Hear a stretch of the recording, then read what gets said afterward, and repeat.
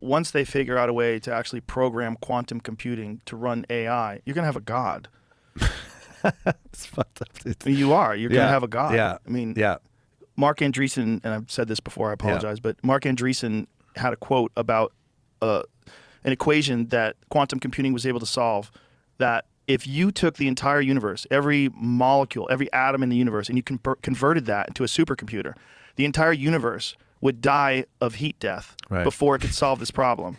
And quantum computing solved it in minutes. Wow. And the only thing that makes sense to them is that quantum computing is somehow or another tapping into the multiverse. And it's solving this equation using multiple universes and the information available in multiple universes simultaneously. What? I know, it's hard to even like track. Yeah, and this is just the version of it that we have in 2025. Right, that we have right now. And so this is an actual thing that's happened. And so most people aren't even aware what quantum computing means.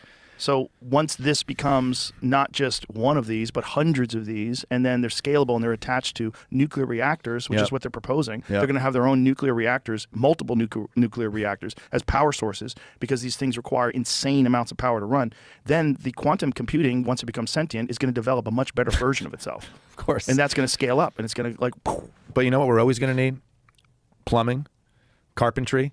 That's why all this shit feels so intimidating, because I can never wrap my head around that, but maybe we should be learning real skills and trades. Well, that would be nice for people. For people. But people are going to be obsolete. Right.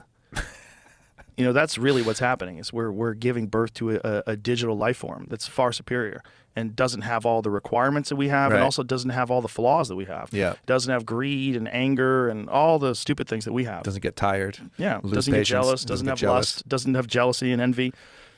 Isn't, you know, depressed. I think we're far away from that. Yeah, probably a couple weeks. Yeah, probably. The thing is, once it happens, it's going to be so fast. Yeah. It's going to be so hard to track.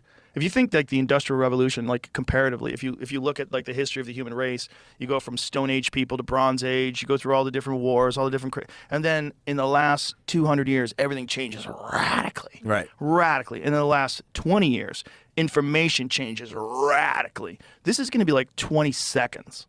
This is going to be like one day. Right. It's up and running, and it's completely in control of everything. It's completely in control of power, completely in control of information, completely in control of transportation. Water distribution. Yeah. Every car you have on the road today that's, you know, within the last 15, 20 years has computers in it. Yeah. If we all give in to our God AI, we will be fine. We all just need to submit to the chip and become a part of the hive mind, and everyone's going to read each other's minds, and there'll be no more secrets, and there will be no more violence. They really want us to do AI. Oh yeah, everybody I mean, does. It is like, it's inevitable, man. I know, but even I write an email now, and it's like, you want us to polish this thing, and it's like, I don't even want you anywhere near me. Right. I know. Well, you know, Samsung, they were the first to wheel out AI with their Galaxy S24 Ultra. Okay. I have two phones. I have an iPhone and I have a Galaxy phone. And what I really like about the Galaxy phone is if I use Samsung's browser, I can go on websites and it gives me a summary.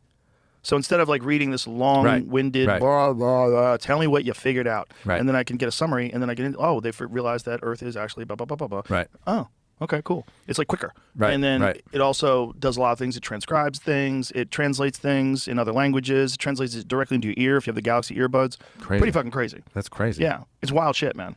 And this is just the beginning of this stuff. Yeah, I mean, essentially, when you have ChatGPT or Grok on your phone, you have access to the most insane amount of answering power that a human being's ever experienced. Yeah. We could ask it questions about what was the reason why Columbus, blah, and then it'll give you a fucking historical, detailed 5,000-word essay on what went down. You're like, this is nuts. But it's only as good as the food it's been fed, correct? Right. Right. Well, that's why Google had abandoned theirs. Because it kept me.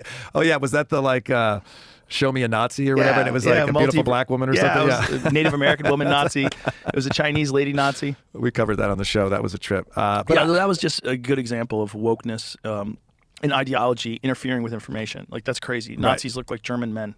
Make them look like German men, you fucking idiots. Yeah. This is dumb. But this, like...